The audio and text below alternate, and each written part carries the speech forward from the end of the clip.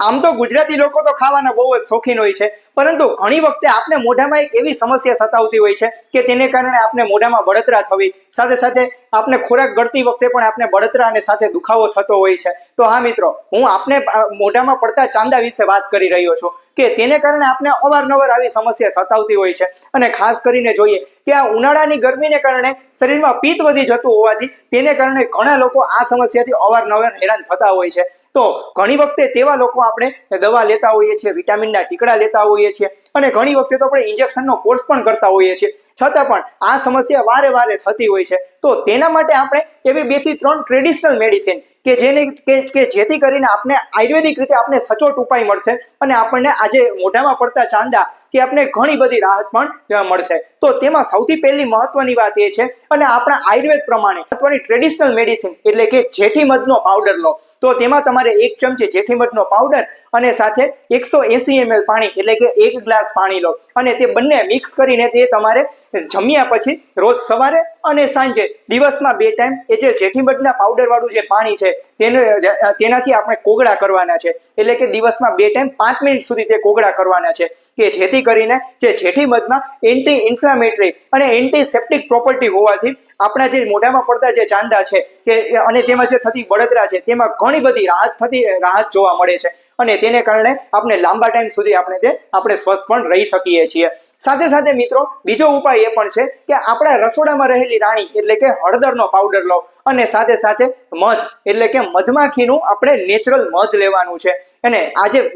1 ચમચી હળદર અને 1 ચમચી મધ તે બંને મિક્સ કરી અને પેસ્ટ બનાવીને તે તમારે જે મોઢામાં જે અવારનવાર જે તમને છાલા પડે છે, જે ચાંદીઓ પડે છે, તેની માથે તે તમારે એપ્લાય કરવાનું છે. અને જે હળદરમાં કુદરતે એક એવી પ્રોપર્ટી મૂકેલી છે કે એન્ટીસેપ્ટિક પ્રોપર્ટી, કે જેનાથી આપણને ઘણી બધી જે ચાંદામાં જે રાહત જોવા મળે છે, અને જે ચાંદા છે તે ફટાફટ તેમાં રૂજ આવી જાય છે, એટલે કે તે હીલ થઈ જાય છે. સાથે સાથે તમે ઘણી વખતે જોયું પણ હશે કે હળદરનો એક એવો પણ ગુણ છે કે જે જગ્યાએ આપણે મચકોડ આવી હોય, સાથે સાથે જે જગ્યાએ આપણે લાગી હોય તેની ઉપર આપણે જો હળદર એપ્લાય કરીશું તો આપણે ઝડપથી આપણને હિલિંગ જોવા મળે છે, એટલે આપણે ઝડપથી રૂજ આવી જતી હોય છે. તો આજે મોઢામાં પડતા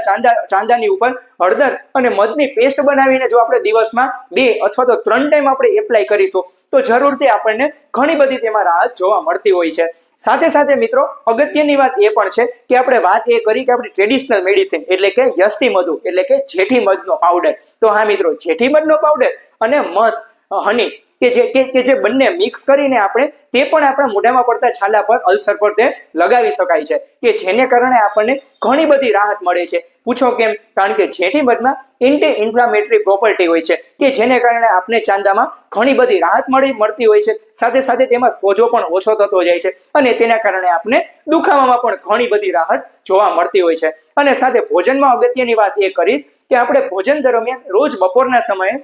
સુમધુર દહીંને સ્થાન આપવાનું છે. પૂછો કેમ? કારણ કે તેમાં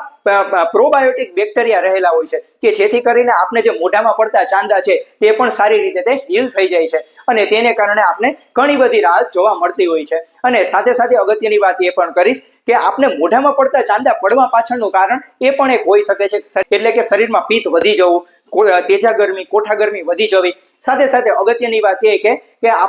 આપણને વારે વારે કબજિયાત રહેતી હોય, તેને કારણે પણ આ સમસ્યા અવારનવાર થતી હોય છે. તો તેના માટે તમારે રોજ રાતે સૂતાના 1 થી 1.5 કલાક પહેલા 1 ગ્લાસ હુંફાળું નવશેકું ગાયનું દૂધ લેવાનું છે, અને તેમાં 1 ચમચી ઘીને એડ કરી તે મિક્સ કરીને પી જવાનું છે, કે જેથી કરીને આપણા આંતરડામાં રહેલો જે જૂનો કચરો છે, મળ, તે પણ એકદમ સાફ થઈ જશે, અને તેને કારણે આપણી કોઠા ગરમી પણ શાંત થઈ જશે, અને તેથી આપણે જો અવારનવાર જે ચાંદા પડે છે તેમાં પણ આપણે ઘણી બધી રાહત જોવા મળતી હોય છે. સાથે સાથે આપણે ગુલાબ અને સાકર વાળું એટલે કે ગુલકંદ, નેચરલ કુદરતી ગુલકંદ ખાવાનું છે, તે દિવસમાં 1 ટાઈમ સવારે અને 1 ટાઈમ સાંજે તે ગુલકંદનું સેવન કરવાનું છે, કે જેથી કરીને આપણા શરીરમાં જે રહેલું પિત્ત વધી ગયેલું છે તે પણ શાંત થાય છે, અને તેને કારણે આપણને આવા જે ચાંદા પડવા, સાથે સાથે મોઢામાં ઘણી વખતે બળતરા થવી અથવા તો મોઢું આવી જવું, આવી ઘણી બધી સમસ્યાથી તે છુટકારો આપે છે. સાથે છેલ્લો અને અગત્યનો પોઈન્ટ એ છે કે રોજ રાત્રે તમે સૂતા પહેલા